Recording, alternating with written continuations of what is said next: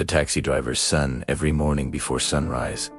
A young boy sat in the back seat of his father's old taxi, scribbling notes under the dim yellow bulb inside the car. The city rushed past, but he kept writing. People saw just another taxi driver's child. But that boy was writing his way to a future no one imagined. His name was Rehan. His father drove a rusty taxi from dawn till midnight, barely earning enough to pay rent. Rehan's dream was big.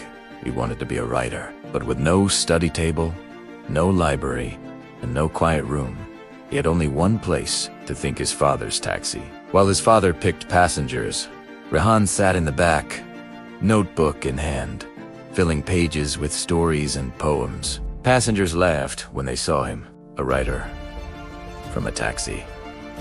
Dream smaller, boy. Even teachers discouraged him. You're wasting time on stories. Focus on a real job. But Rehan didn't stop. Every empty ride became his classroom. Every traffic signal became his pause to write another sentence. His notebook filled with words that no one else believed in except him. One day, a passenger left behind a book of short stories. Rehan devoured it, realizing that writers were ordinary people who dared to share extraordinary thoughts.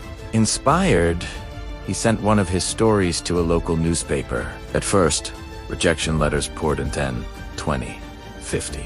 But on the 51st try, his story got published. The title read, "Written in the backseat of a taxi." Readers loved it.